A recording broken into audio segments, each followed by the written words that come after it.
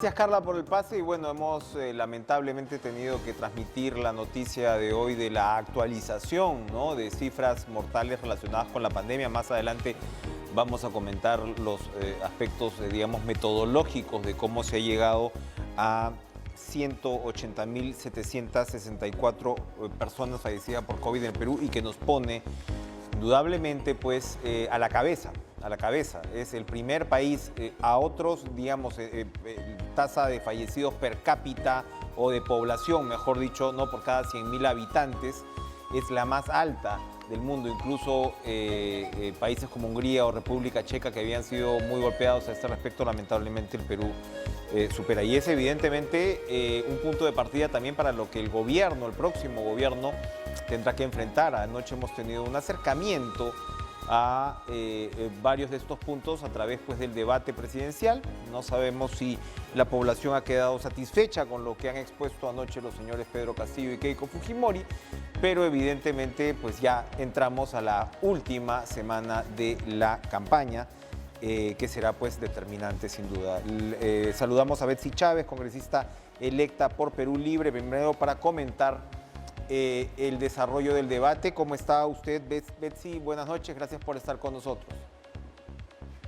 ¿Qué tal? ¿Cómo están? Muy buenas noches. Muy contenta de estar en este espacio para poder, como usted indica, quizás hacer un desarrollo de lo que fue ayer el día del debate. ¿Cómo vio a su candidato? Nosotros estuvimos el día de ayer en Arequipa, anteayer también. Nos parece que en definitiva, ¿no? Pedro Castillo representa... Ahora, ¿me escuchan mejor? Sí, no, la hemos escuchado bien. Está bien. Sí. Sí, ya, como les decía, nosotros consideramos que Pedro Castillo dio básicamente las propuestas que Perú necesitaba escuchar, sobre todo la población indecisa. Somos conscientes que en toda esta etapa se ha dicho mucho sobre nuestro candidato y entonces era importante que el día de ayer él transmitiera cada uno de los aspectos que significan para nosotros propuestas válidas, sin populismo, con miras justamente a este quinquenio. Es sin duda, en medio de estas circunstancias, no solamente la tragedia sanitaria que hoy hemos confirmado, el nivel, ¿no?, de castigo que ha tenido el Perú frente a la pandemia, sino también, por supuesto, la necesidad de que el país se recupere económicamente, más todavía, como repito, en estas circunstancias.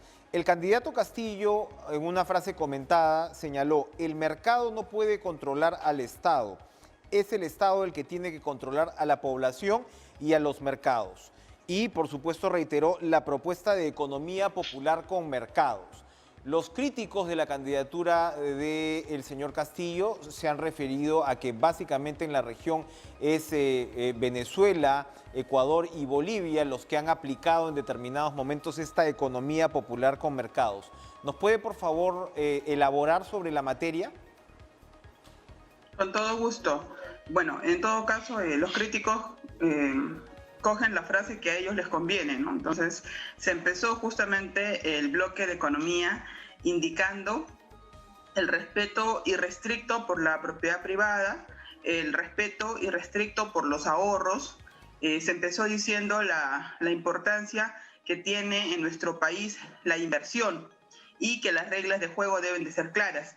Hablamos el día de ayer justamente de la renegociación tributaria e indicamos que la economía popular con mercados, ojo, no solamente ayer, sino ya desde hace mucho tiempo, desde primera vuelta, de que no se trata de cerrar nuestra economía, sino hacer que nuestra economía pueda hacer que tengamos más ingresos y, por tanto, por un lado, podamos aumentar la presión tributaria y, por otro, podamos renegociar tributariamente, no solamente contratos, sino también convenios. Eso a nosotros nos parece vital. En ningún momento se ha hablado de tener una economía símil a modelos fallidos. Entonces, como le indicaba, el día de ayer para nosotros era importante dar a conocer básicamente dos cosas. Estamos frente a dos planteamientos totalmente opuestos. Por un lado, lo que representa la señora Fujimori, que es básicamente el continuismo y la defensa de una economía social de mercado que se asemeja más a un carácter mercantilista. Y por otro lado, si usted lo quiere decir, del otro extremo, tenemos a una economía popular con mercados que nos dice que las cosas así como están no están bien y que en estos momentos lo que el Perú necesita, sí o sí, es poder tener más dinero. Y la única forma para poder tener más dinero, por un lado, es hacer una renegociación tributaria que implica sentarnos y conversar con las grandes empresas en nuestro país, justamente para poner reglas de juego claras. Hemos indicado que este tipo de circunstancias ya se aplicaron en Bolivia, ¿no? Lo indicamos, nosotros lo dijimos.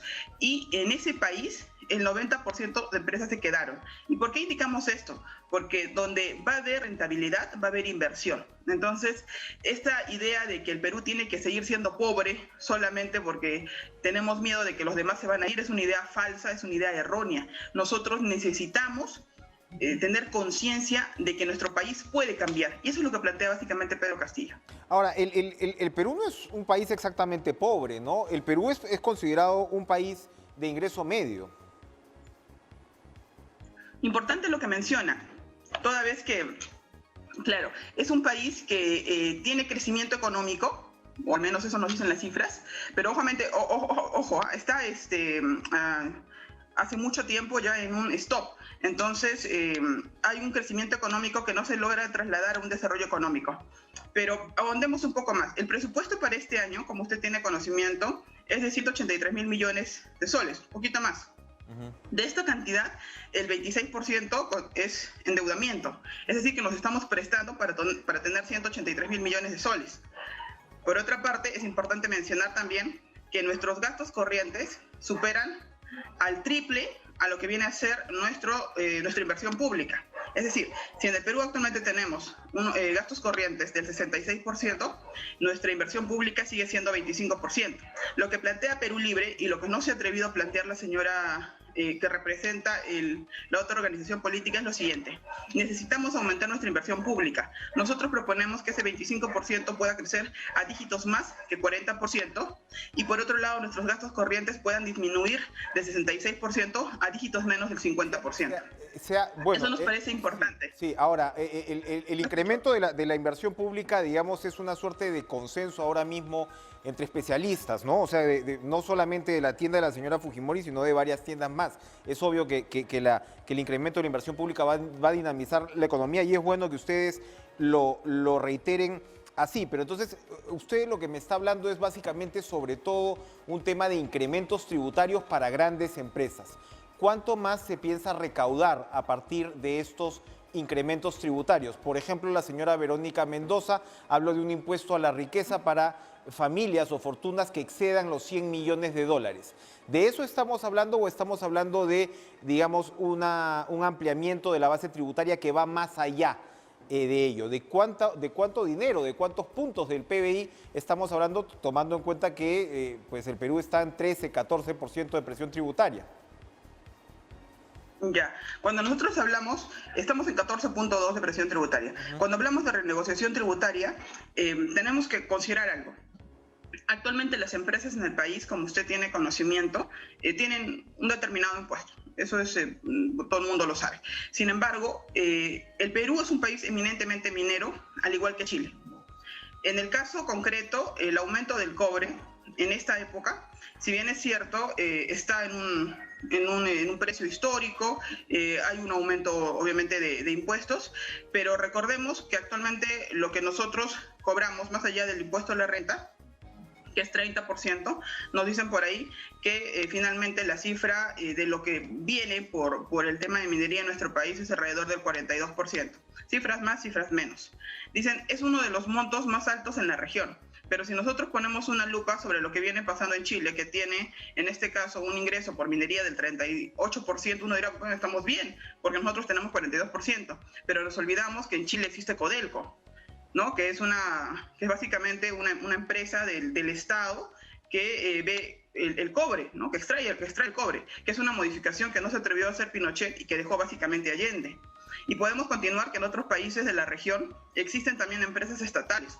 Ojo, con esto no estamos hablando de estatizar ninguna empresa privada.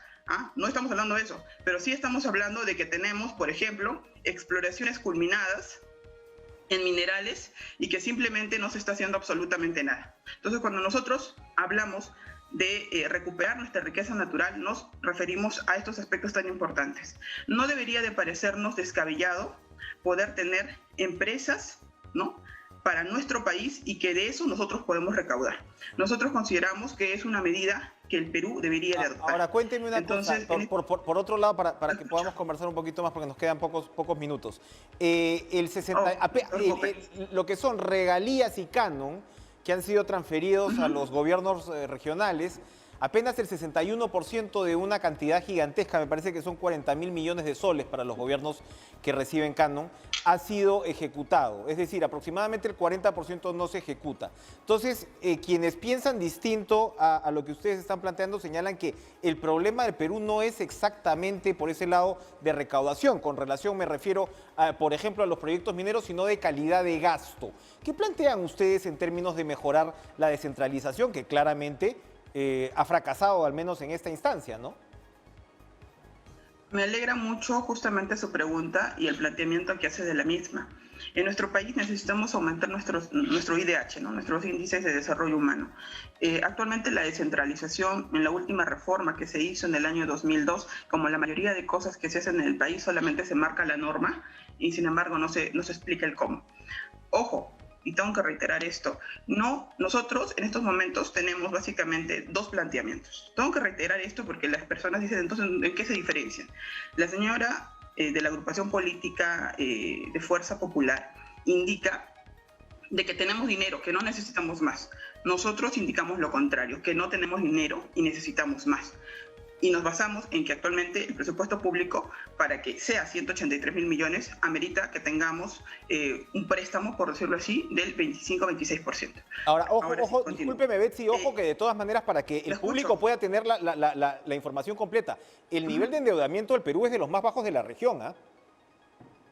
No, es decir, desaparecer el endeudamiento tampoco, digamos, es algo que vaya a ser deseable como tal. Es una herramienta que se utiliza usualmente por parte de los aparatos públicos, ¿no?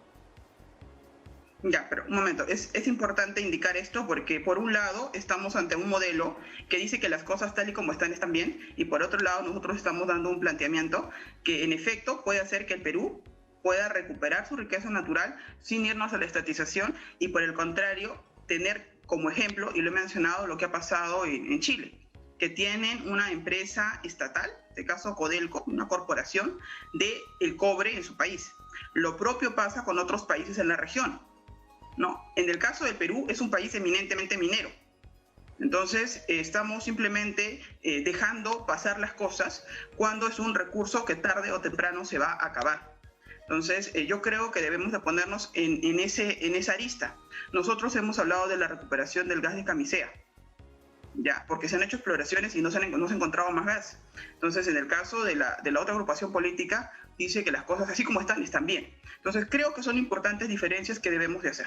La población finalmente es la que tiene que elegir, pero nosotros nos encargamos en todo caso, en lo que va de este tiempo, antes de que termine la campaña de segunda vuelta, a indicar eso. Sin duda, el voto es democrático, el voto manda y efectivamente esperaremos pues el desarrollo final de esta campaña. Se nos ha terminado el tiempo, lamentablemente, Betsy Chávez. Muchas gracias por estar con nosotros. Una idea chiquitita, una idea pequeña nada más antes de culminar. Sí, por favor. Nos parece fundamental que la descentralización, para que se pueda dar, se tengan que generar condiciones ejecutivas y legislativas. Y básicamente ese es el trabajo que nosotros vamos a hacer desde la bancada de Perú Libre. Asimismo, esperamos que este 6 de junio también se pueda desarrollar desde en este caso, la Presidencia de la República. Muchas gracias. Posición planteada. Muchas gracias a usted por acompañarnos esta noche. Vamos a continuar siempre pues en el espíritu de imparcialidad de TV Perú y el IRTP, por supuesto, a escuchar a la otra campaña. En este caso es Elizabeth Sea, que nos acompaña esta noche, integrante del equipo técnico de Fuerza Popular, directora del Instituto de Derechos Humanos y Desarrollo de la Universidad San Martín de Porres. Evidentemente, ¿cómo está usted, Elizabeth? Gracias por estar con nosotros. Son muchísimos los temas que podríamos plantear, pero de todas maneras la economía y el modelo económico, ¿no?, concita realmente atención. Me imagino que acaba de escuchar a la señora Betsy Chávez y quería de todas maneras un comentario al respecto. Ella ha elaborado sobre lo que es este concepto de economía popular de mercados y lo que en resumen sería un poco el criterio por el lado de incrementar impuestos a, por ejemplo, empresas mineras y desarrollar empresas estatales poderosas en sectores críticos, cruciales, precisamente como estos. ¿Qué opinan al respecto en Fuerza Popular?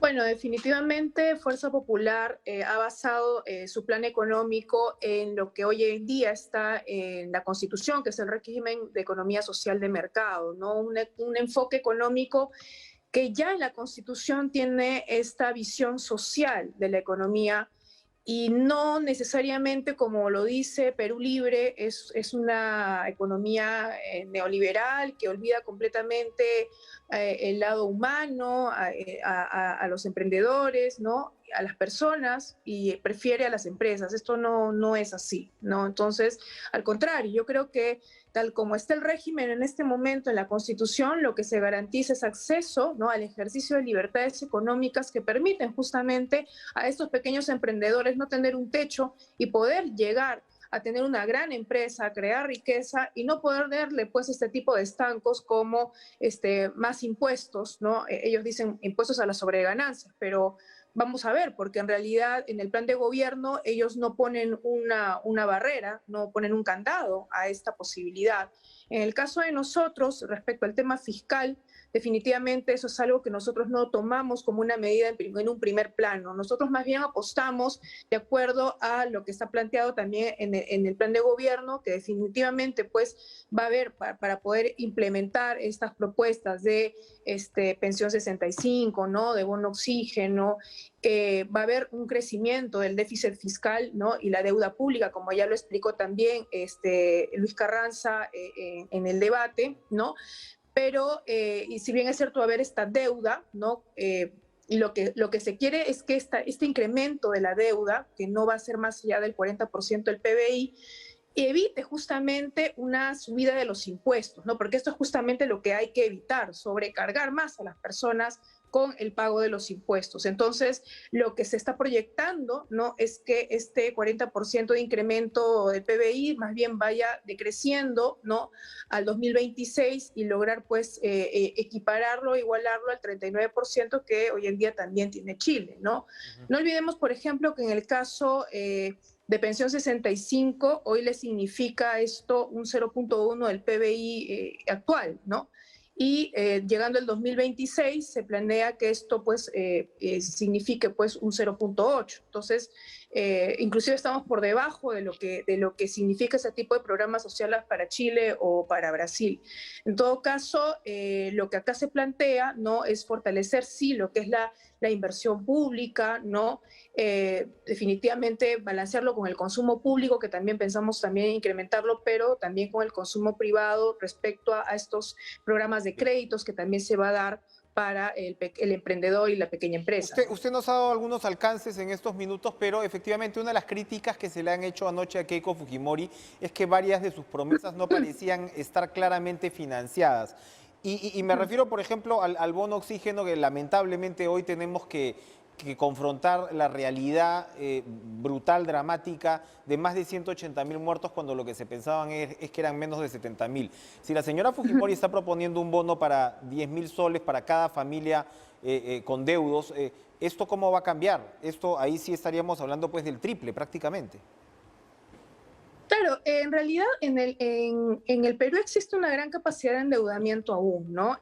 Claro, definitivamente con este sinceramiento de las cifras habrá que hacer pues un estudio serio, reestudiar las cifras, un sinceramiento de cifras para poder hacer digamos, un replanteamiento serio del programa, pero que definitivamente es necesario, Enrique, porque en este momento este tipo de gastos necesitan ser priorizados en el presupuesto público porque las personas están muy impactadas por el tema de la pandemia y acá sí, justamente a las poblaciones vulnerables, a aquellas personas que han perdido un familiar, no les ha llegado ningún bono, entonces es importante pensar en ellos y por eso es que está esta propuesta de bono oxígeno.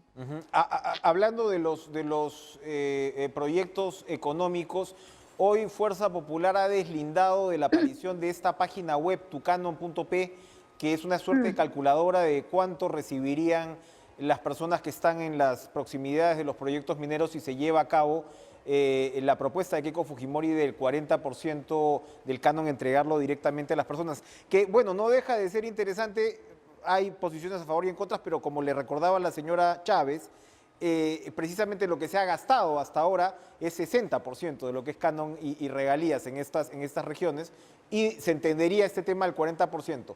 Pero ¿cómo se va a implementar esto? Claro, como le vuelvo a repetir, inclusive esta propuesta del canon, esta redistribución va a necesitar inclusive de una modificatoria de la ley del canon, ¿no? La emisión de un decreto supremo para poder dar este programa. Pero lo que acá se plantea es, como te había explicado, es que se dé en base a este aumento del déficit fiscal, la deuda pública, y no te olvides que hay un 40% siempre del canon de los gobiernos regionales que se devuelve, o sea, que nunca se entrega. Entonces, es justamente sobre ese 40% que se está pensando hacer este planteamiento.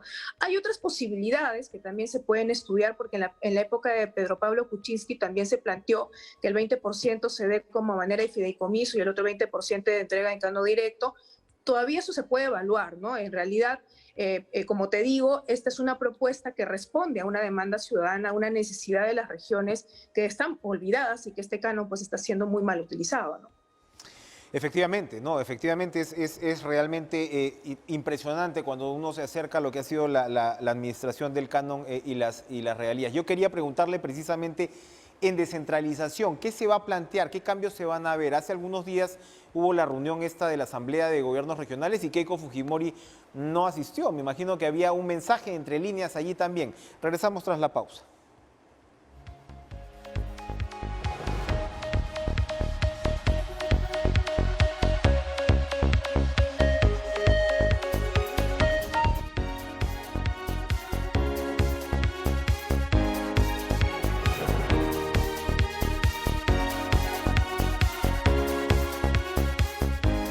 Conversamos con Elizabeth Sea, integrante del equipo técnico de Fuerza Popular, elaborando, desarrollando algunos de los puntos que se tocaron anoche en el debate presidencial. Elizabeth, yo le preguntaba sobre el tema de reforma de descentralización, pero antes quería redondear un poco la idea de, y lo conversábamos con la señora Chávez de Perú Libre. Tienes un país con una recaudación PBI alrededor del 14%. Fuerza Popular está proponiendo una serie agresiva, más bien de exoneraciones tributarias, por ejemplo, para negocios que empiezan o negocios que reinician, emprendedores, periodos de gracia de hasta 2 y 3 años. La otra campaña nos acaba de decir que más bien el Perú necesita recaudar muchísimo más porque no va a alcanzar para enfrentar la situación. Ustedes están planteando toda esta serie de programas. Con esta recaudación a la baja, ¿por qué sí alcanzaría? Nos ha hablado usted de la capacidad de endeudamiento, etc., pero ¿cómo ve como experta, digamos, esa situación de la caja?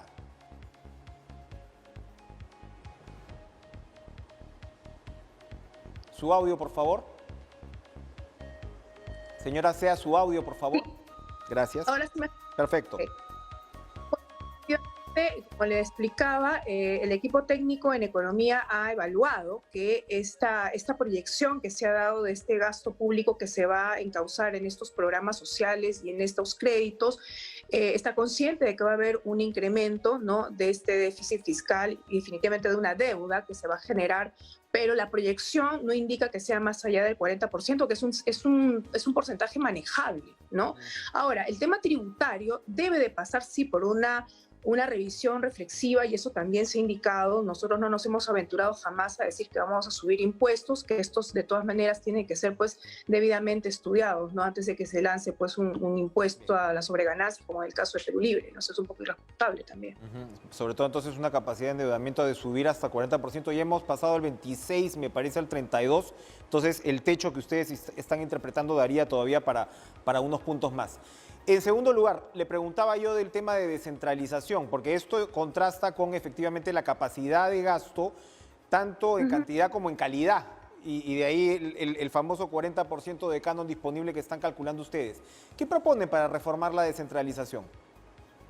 Bueno, en primer lugar, tú planteabas que Keiko no fue a la reunión, sí, definitivamente por el tema de la agenda, que ella ya estaba comprometida, pero uno de los principales objetivos es trabajar de la mano justamente con los gobiernos locales y regionales, y por eso es que como una de las primeras medidas que también se tiene es estudiar un poco lo que ha sido este proceso iniciado en el año 2003 de la descentralización, para ver qué funciones pueden pasar a los gobiernos subnacionales de tal manera que puedan tener algún grado de autonomía mayor. Además, también es muy importante el aporte, el sustento, digamos, el acompañamiento técnico para un mejor ejercicio de las asignaciones presupuestarias que, como estamos viendo, pues son deficientes hasta este momento. Vamos a fortalecer también las agencias regionales de desarrollo, justamente para poder impulsar este ordenamiento territorial. Y algo que también es muy importante, que está dentro del plan de gobierno, que es la de fortalecer las oficinas de integridad y lucha contra la corrupción en las regiones, ¿no? Para que no solamente tengan esta capacidad de hacerle el seguimiento al gasto público, sino también emprender investigaciones que al final sirvan al Sistema Nacional de Control para poder sancionar de manera efectiva la inconducta funcional, ¿no? Y este tipo de mal uso del presupuesto del gasto público, ¿no? Bien, para ir terminando, en la campaña ustedes tienen una posición clara, definida con respecto a lo que será el resultado de las elecciones, sea cual sea este. Se lo comento porque ahora mismo pues se ve en redes sociales algunas declaraciones un tanto perturbadoras con respecto a lo que debería ser el respeto ante los organismos electorales en una situación y en una campaña polarizada como esta. Por supuesto, ya lo ha dicho Keiko Fujimori en diferentes oportunidades. Nosotros vamos a ser respetuosos del resultado que arroje estas elecciones. Tenemos que respetar la voluntad popular, definitivamente, y porque estamos viviendo en democracia, y lo que nosotros proponemos es justamente seguir viviendo en democracia con el respeto a las instituciones, de los derechos fundamentales, y siempre promoviendo un cambio hacia adelante. Gracias, Elizabeth Sea, integrante del equipo técnico de Fuerza Popular, por compartir con nosotros estos alcances sobre las propuestas presentadas en el debate. Vamos a continuar, por supuesto, en esta línea. Le damos la bienvenida a Paula Tábara, politóloga de la Pontificia Universidad Católica del Perú, a estos 6 días de las elecciones de segunda vuelta. ¿Qué tal, Paula? ¿Cómo está? Buenas noches. Buenas noches, Enrique. Un gusto acompañarte. Su evaluación del debate de ayer de manera sucinta y directa. Poco aterrizado por un lado y demasiado ofrecimiento no necesariamente cumplible por el otro. Creo que la ciudadanía se queda con la sensación, además de tibieza, ¿no? No terminaron de tomar tampoco vuelo, emoción, debate propiamente. Y una cosa que sí me pareció lamentable y creo que hay que recalcar es que las preguntas de la ciudadanía, que debían ser este espacio que les acerca, ¿no? Ya que no tenemos pues un auditorio con público y tal, fueron las menos contestadas. Así es. Hubo, no sé, antes, digamos, los debates anteriores, yo noté una estructura de repente más conducente precisamente a la confrontación y al debate, que es lo que uno espera en estos ejercicios. Incluso cuando eran muchos más candidatos, se desarrolló, digamos, esta suerte de ir forzándolos a debatir y al contraste. Aquí yo no sé si el tema vino por el lado tanto de la moderación o de la estructura misma. En varios momentos se notó a los candidatos, o se escuchó a los candidatos, particularmente se ha contado en el caso de Keiko Fujimori, ¿no? Que hubo 23 momentos, 7 solamente en el caso del señor Castillo, donde ella increpa y se dirige directamente a él, y en muchos casos no hubo respuesta. Eso faltó, ¿no? Sí, puede haber sido el formato, pero también, digamos, la intención de no responder, ¿no? En el caso del señor Castillo creo que iba un poco aleccionado a tratar de generar más bien calma. Sabía que del otro lado había una estrategia de mostrarlo como agresivo, como violento, entonces quizás precisamente su estrategia en contraposición a ello era no responder a los ataques, pero creo que en algunos momentos, por ejemplo, en todo lo que tenía que ver con lucha anticorrupción, pues desperdició oportunidades también para que ello le permitiera diferenciarse de su oponente. Claro, y sobre todo con los antecedentes. Conversaba con un especialista en la mañana y me señalaba que, con Urpi Torrado de Datumi, me señalaba que en estos últimos días seguramente lo que va a estar en juego, digamos, son las dos grandes debilidades o las debilidades que quedan, que concentran en el caso de ambos candidatos es credibilidad por el lado de la señora Fujimori y improvisación, seguramente, que es lo que se puede notar en varios aspectos y se pudo notar en varios aspectos del pasaje en varios pasajes de la intervención del señor Castillo. ¿Coincide usted con esa observación? Hoy Keiko Fujimori firmó este compromiso. Bueno, fue muy elocuente, ha pedido perdón, ha pedido una nueva oportunidad. En cambio, el señor Castillo, bueno, ha tenido un impresionante meeting, hay que decirlo, en términos de asistencia en Puno. ¿Esa va a ser un poquito la definición de estos últimos días? Sí, probablemente eso vaya a estar muy presente, ¿no? Tú hacías bien alusión a la firma de otro compromiso el día de hoy por la mañana con la señora Fujimori, pero hay que recordar pues que las encuestas siempre muestran que sus disculpas, sus acuerdos no tienen mucha credibilidad por parte de la ciudadanía, ¿no? La última disculpa, el propio Datum daba que el 65% de la población no creía en las disculpas que estaba dando.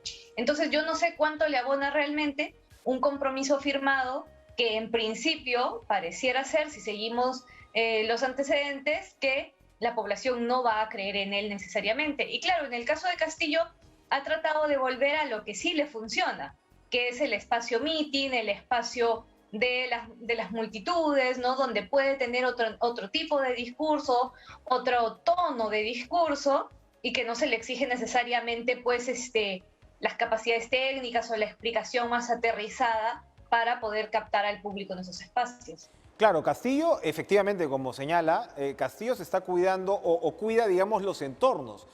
Bueno, ahora las redes sociales son implacables también, ¿no? Se ha hablado pues del razonador magnético, ¿no? Al cual se refirió hoy. Hoy ha declarado Pero también... eso es un poquito una falta de respeto, digamos, también y lo han explicado varios lingüistas, ¿no? Tiene que ver con las vocales en el idioma. Yo creería que este tipo de... digamos, este nivel de ataque, igual como el fin de semana, pues comentar si el pollo estaba frito o no frito en la publicidad de Keiko Fujimori, no deberían ser el centro de la preocupación ahora mismo, ¿no? Y de hecho creo que denotan que más bien no nos estamos centrando en lo que deberíamos. Hoy, por ejemplo, él ha dicho que el feminicidio es producto de la ociosidad del Estado. Eso no es menor tampoco. Sí, eso es más preocupante, ¿no? Porque claramente, además, el día de ayer, cuando se les preguntó sobre violencia de género, cuando se les preguntó sobre enfoque de género en la educación, sobre salud sexual y reproductiva, ambos salieron del tema, ¿no? Lo más rápido posible. Y en el caso del señor Castillo, pues creo que sí, que las declaraciones de hoy son desafortunadas, por decirlo menos, y muestran el poco interés que hay en este tipo de políticas y en la prevención del feminicidio y de la violencia de género. Pero repito, creo que hoy lo dice el señor Castillo y hace unos días tuvimos a la señora Fujimori negando las esterilizaciones forzadas. Dentro de ninguno de los dos equipos ni dentro de ninguno de los dos planes de gobierno el tema está. Entonces, digamos, es bien lamentable y creo que somos muchas mujeres desde el análisis y también quienes pertenecen a los movimientos de mujeres que sentimos que lo que se nos viene en los próximos años después lamentable y peligroso en cuanto a lo que hemos podido ganar como derechos y como preocupación frente a este tipo de sucesos tan lamentables. Para empezar con el abordaje que plantean ambas candidaturas, en fin, ya ahora quieren de alguna manera de repente acomodarlo un poco más, pero con todo lo que tiene que ver con enfoque de género, la currícula escolar, etc., ¿no? Y todo lo que tiene que ver efectivamente con políticas progresistas a favor de las mujeres. Ahora, hay otro punto que sin duda, más allá de todos estos vacíos que estamos señalando, donde claramente hay un contraste, y lo acabamos creo de ver en las dos entrevistas anteriores, un contraste en, digamos, lo que es la aproximación hacia la economía. Eso está claro y eso se ve una diferencia. ¿Ello va a tener un impacto grande en los días que quedan o esos contrastes ya pusieron a unos de un lado y a otros de otro? No sé si un impacto grande, pero creo que está teniendo un impacto a raíz también de las exposiciones de ayer. Hoy lo he podido contrastar, bueno, con algunas personas en el barrio incluso y tal, con respecto a la sensación de que no hay certezas con Castillo. Más que hayan grandes riesgos, la percepción de muchas personas es que no hay certezas de que las cosas vayan a salir bien, ¿no? Y eso preocupa. Creo que del otro lado también hay una preocupación válida con respecto de si, digamos, si estos son los ofrecimientos, además de la pregunta que también es válida de cómo se va a financiar todo esto. La señora Seate hablaba de un mayor endeudamiento, habría que saber si ese mayor endeudamiento alcanza para todos los ofrecimientos. Creo que hay una preocupación, digamos, válida también sobre si esto alcanza para cubrir la expectativa de cambio que una buena parte de la población está manifestando, incluso más parte de la población que la que vota por el señor Castillo, ¿no? Ujú. Y creo que hoy además en términos de lo que significa la economía, el bolsillo de los peruanos, hemos tenido una situación preocupante, ¿no? Con esta página web que es Mi Canon, creo que es que se llama, Ujú. que plantea, pues, presenta cuánto ganarían las familias si es que votan por la señora Fujimori y se pone en marcha la propuesta de efectivizar el canon en dinero para las familias. Creo que allí sí corresponde al Jurado Nacional de Elecciones hacer algún pronunciamiento al respecto, ¿no? Porque creo que linda con lo que en otros momentos hemos visto digamos, de falta a las normas éticas del Tendría que electoral. hacerse un rastreo, ¿no? Porque, bueno, Fuerza Popular, entiendo yo, ha emitido un comunicado deslindando de esta página web, pero, bueno, no es tan difícil, como usted señala, poder establecer de dónde salió esto y plantear, pues, las sanciones correspondientes, porque si es que esto estuviera vinculado a Fuerza Popular, sin duda sería una falta ética en estas circunstancias. El lunes, Paula, sea como sea, yo creo que buena parte del país no va a amanecer contento. Y a partir de ahí vamos a plantear un escenario de gobernabilidad que es bastante complejo. ¿Cómo mirar ese Perú a partir del 7 de junio? ¿Por dónde hacer el país más gobernable? Creo que lo primero que debemos mirar y que toda la ciudadanía deberíamos tratar de tener presente es que por muy altisonante que sea el debate entre los dos candidatos, por muy disímiles que sean, por mucho que nos asuste a los partidarios de un lado y del otro lo que puedan hacer los respectivos candidatos contrarios si es que llegan al poder, la lógica de hermandad, de convivencia no se va a acabar el 7 de junio. Lo hemos dicho en varias ocasiones y somos varios ya, ¿no? Vamos a seguir conviviendo, vamos a tener que seguir socializando. Y eso entonces ya no se trata solo de la gobernabilidad, de lo que hagan los gobernantes, ¿no? O quien salga electo, sino de lo que como ciudadanía ponemos de nuestra parte para bajar el termómetro y para recuperar lazos de socialización, ¿no? Y por el otro lado, por supuesto, yo también lo he manifestado en algún momento, creo que quien gane las elecciones tiene que recordar ese 7 de junio que ya no gobierna solo para sus votantes, ¿no? Gobierna para toda la población, que tiene que lograr alcanzar algunos consensos mínimos con el Parlamento para poder hacer funcionar, al menos hacer aprobar su gabinete, digamos.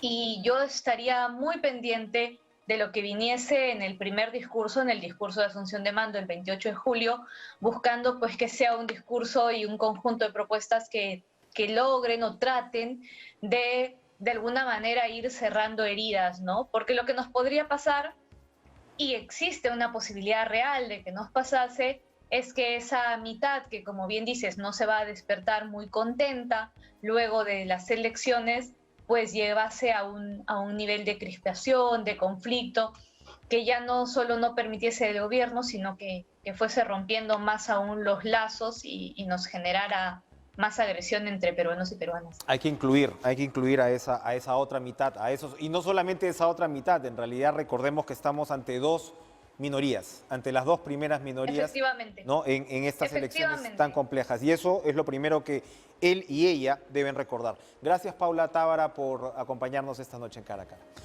Vamos a ir a una pausa, pero vamos a regresar, bueno, con la noticia que nos ha impactado hoy, ¿no? La actualización, el sinceramiento, nos ha impactado relativamente porque es una confirmación de lo que de alguna manera ya se intuía, ya se sabía. Son los 180.764 personas fallecidas por COVID-19 en el Perú hasta ahora. Y vamos a conversar con Patrick Wiechert, biólogo computacional y miembro del Open COVID Perú. Regresamos.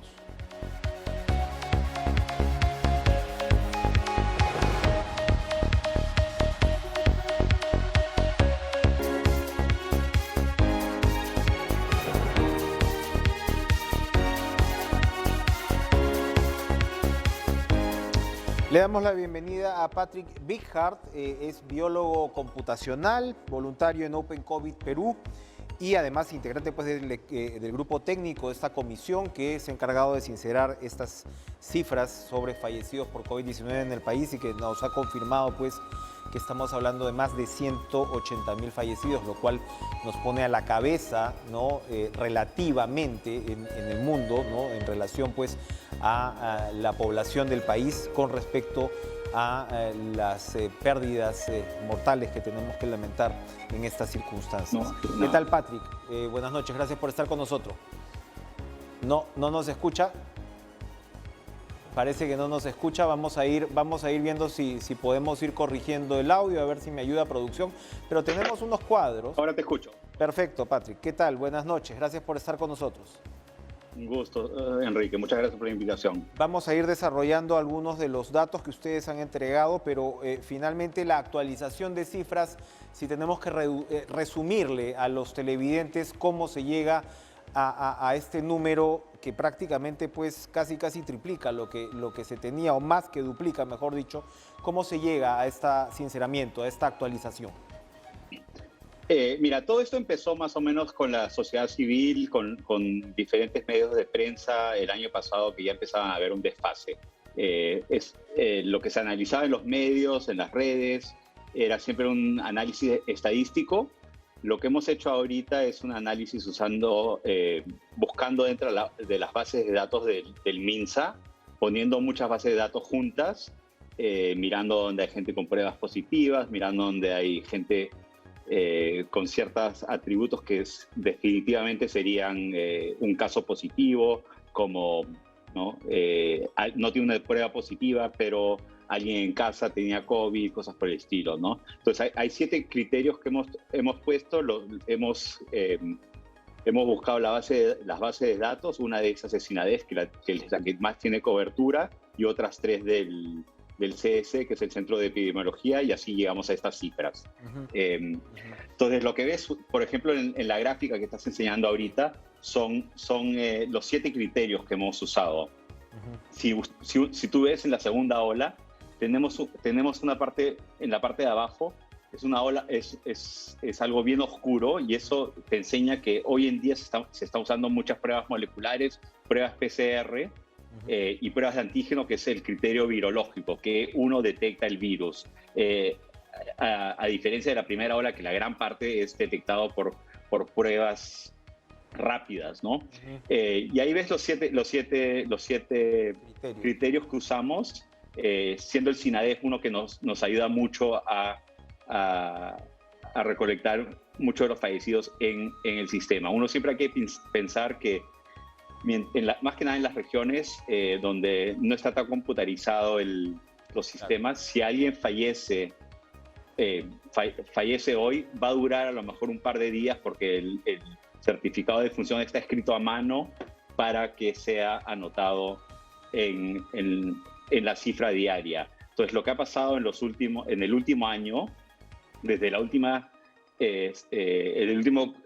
corrección de cifras, es que se ha reportado solamente lo que ha llegado en las últimas 24 horas. O sea, solamente los casos del último día que tienen prueba positiva. Sí. Ahora, Patrick, hemos expandido ahora. Esto también, digamos, nos va sugiriendo que hemos tenido miles de muertos que no pasaron en ningún momento por el sistema de salud. No, realmente todos los fallecidos están dentro del sistema de salud, están dentro de las bases de datos. Hay 4 bases de datos que hemos analizado. Tengo una gráfica con circulitos ahí, y ahí más o menos encuentras las bases de datos que hemos analizado. El problema es que las bases de datos solamente han reportado lo que ha pasado el día anterior, ahí lo pero tenemos, no creo. Sí. Entonces, ahí el círculo naranja viene a ser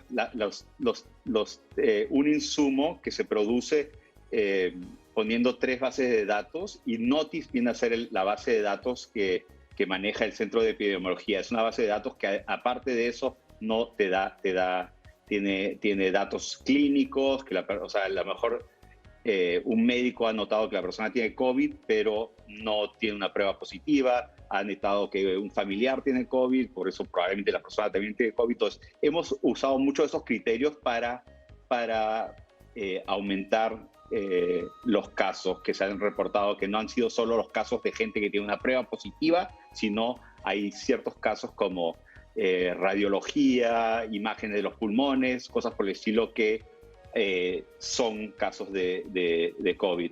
Entonces, si uno ve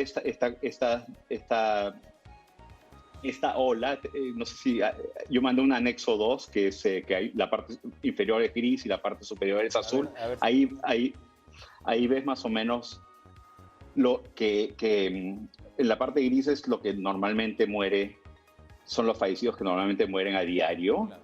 Sea por edad, sea por otras enfermedades, y la ola azul encima sería los fallecidos. Ahora, hay también un dato muy interesante sobre los grupos de edad, interesante, dramático, en realidad revelador, con respecto a cuáles son las cantidades de víctimas que hemos visto. A ver si podemos acercar un poco ese cuadro para que yo también lo pueda ver, donde vemos efectivamente pues, la cantidad de fallecidos en el grupo etario de mayores, ¿no? Que precisamente son los que afortunadamente ahora hemos visto también los datos de vacunación que se ha reducido de manera importante, ¿no?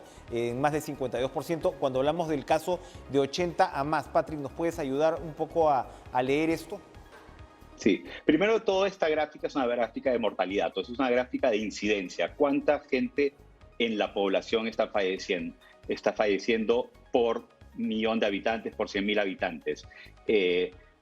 Lo que tenemos es mucha gente. En el Perú es un país que tiene una pirámide poblacional así, entonces tienes más gente joven que vieja, pero es la gente mayor la que está falleciendo en mayor incidencia. Entonces, en la gente, qué sé yo, por ejemplo, la curva más alta, que es los mayores de 80 años, hay menos mayores de 80, o sea, es comparando todos los de encima de 80 con toda la población de 80, o sea, todos los que han fallecido con 80 con toda la población encima de 80. Entonces, sí, esos han sido los casos más altos, o sea, si uno ve muy abajo, tienes los menores de 60 y realmente no, comparado con la población, no es el grupo que ha sido mayor afectado, han sido los mayores de edad que han sido más afectados.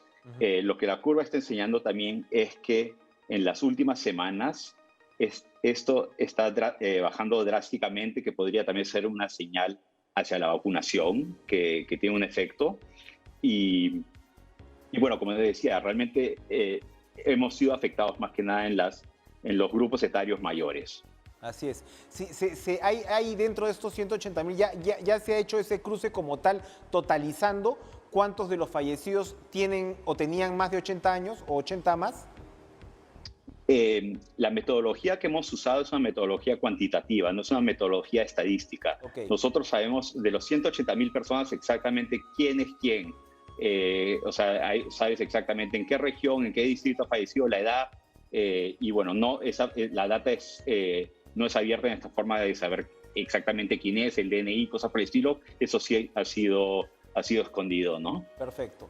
Perfecto. Patrick Bighart, biólogo computacional, miembro del Open COVID Perú, gracias por ayudarnos a entender estas dramáticas cifras que por lo menos ojalá sirvan pues como una herramienta para un mejor combate a la pandemia pues en lo que nos queda todavía por atravesar. Gracias por estar con nosotros esta noche.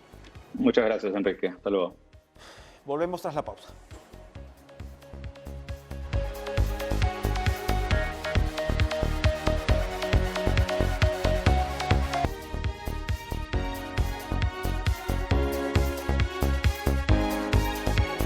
Así comenzamos esta semana crucial, crítica para la campaña y por supuesto tendrán ustedes toda la información en TVN Perú, incluida la misma jornada electoral. Sigan con En Pared, sigan con Lucho Trizano y Joana Boloña y nos vemos mañana.